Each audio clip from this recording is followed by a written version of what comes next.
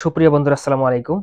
আজকে আমি আপনাদেরকে একটু আমাদের মেস রুমে নিয়ে যাব, অর্থাৎ ডাইনিং রুম, যেখানে আমরা খাওয়া দাওয়া করে থাকি। এটার সাথে আছে আমাদের রিক্রিয়েশন রুম, আর তার সাথে কিচেন আছে। কিচেনে কিভাবে রান্না হয়, কিচেনে কি কি আছে, এটা একটু আমি আপনাদেরকে দেখাবো। চলুন ঘুরে আসি আমাদের কিচেন এবং ডাইনিং রুম থেকে। আমার রুম থেকে বের হলে যে ফ্লোর, এখানে আমি ছাড়াও ক্যাপ্টেন, চিফ ইঞ্জিনিয়ার এবং আরও দুইজন অফিসার থাকেন। এই ফ্লোরের উপরে হচ্ছে আমাদের নেভিগেশন রুম বা ব্রিজ রুম, যেখান থেকে আমরা জাহাজ চালিয়ে থাকি। আর এই ফ্লোরের নিচে আমি যাচ্ছি, এটা হচ্ছে বি ডেক। আমার রুম যে ফ্লোরে, ওটা ছিল সি ডেক, এটা হচ্ছে বি ডেক। এখানে অন্যান্য নাবিকরা থাকেন। এবং এইটার নিচে হচ্ছে এ ডেক, যে ডেকে হচ্ছে আমাদের অফিসার্স মেস রুম এবং ক্রু মেস রুম। আমি আপনাদেরকে একটু এ ডেকে নিয়ে যাচ্ছি।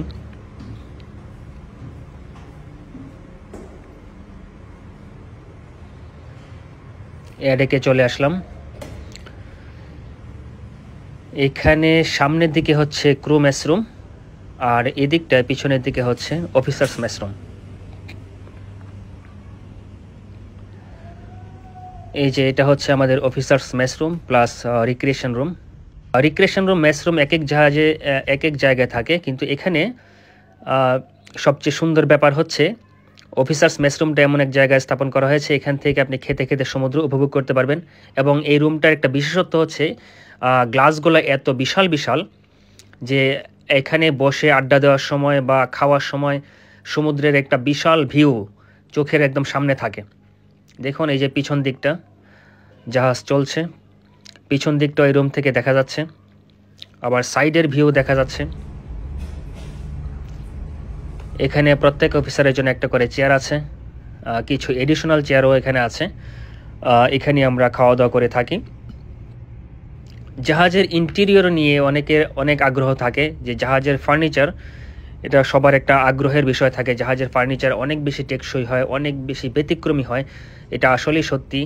এই জাহাজের বয়স হয়েছে 5 বছর। দেখুন এখানে কাঠের ফার্নিচার যা যা আছে, এগুলো 5 বছর আগে যেরকম ছিল এখনও এরকমই আছে, এবং আগামী 20 থেকে 25 বছর পর ঠিক এরকমই থাকবে। কারণ এখানে জাহাজ নির্মাণের সময় যত কিছু জাহাজে ব্যবহার করা হয়, যত ফার্নিচার জাহাজে ব্যবহার করা হয়, এগুলো হচ্ছে একদম স্পেশাল কোয়ালিটির, খুবই উন্নত মানের, যে কারণে জাহাজের লাইফ টাইমেও এগুলোর কোনো ক্ষতি হয় না, ঠিক এরকমই থাকে। দেখুন খুব সুন্দর একটা রুম এবং বিশাল করে বানানো হয়েছে এটা। সব জাহাজে সাধারণত এরকম বড় থাকে না, বাট আমি এই জাহাজে এসে এই রিক্রিয়েশন রুম এবং মেস রুমটাকে বেশ বড় পেয়েছি এবং খুব সুন্দর।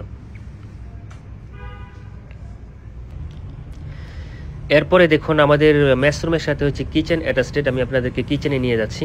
কিচেনে প্রবেশের মুখে এখানে একটা প্যান্ট্রি আছে, যেখানে থালা বাসন রাখা হয়। এখানে দুটো বড় বড় বেসিন আছে থালা বাসন ধোয়ার জন্য। এরপরে হচ্ছে আমাদের কিচেন।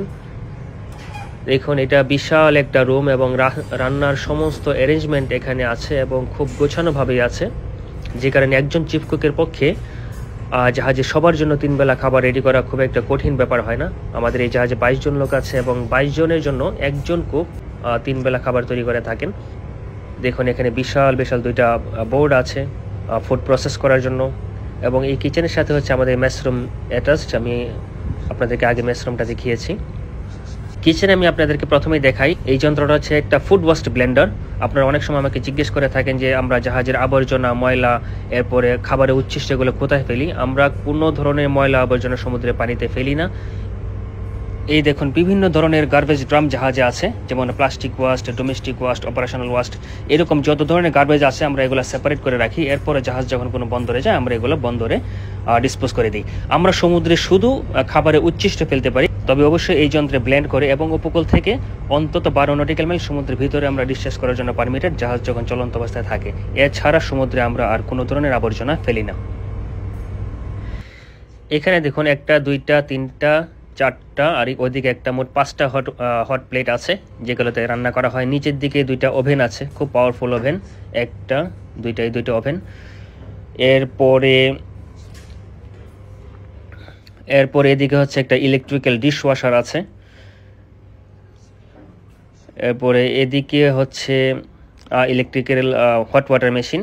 এরকম এখানে যত ধরনের ইকুইপমেন্ট আছে সবগুলো হচ্ছে ইলেকট্রিক্যাল, এবং হট প্লেট যেগুলো আছে এগুলো হচ্ছে ইলেকট্রিক। এখানে চিফ কুক আজকে মাটন বের করে রেখেছে, সে মাটন রান্না করবে। মাছ বের করে রেখেছে, সে মাছ রান্না করবে। আর রান্নার যত অ্যারেঞ্জমেন্ট আছে সব কিছুই খুব সহজভাবে তৈরি করা, এবং এগুলো যেহেতু ইলেকট্রিক্যাল খুবই পাওয়ারফুল, যে কারণে রান্না করতে খুব একটা সমস্যা হয় না। একটা রুমের ভিতরেই রান্নার সমস্ত অ্যারেঞ্জমেন্ট আছে, গোছানো এবং পরিপাটি।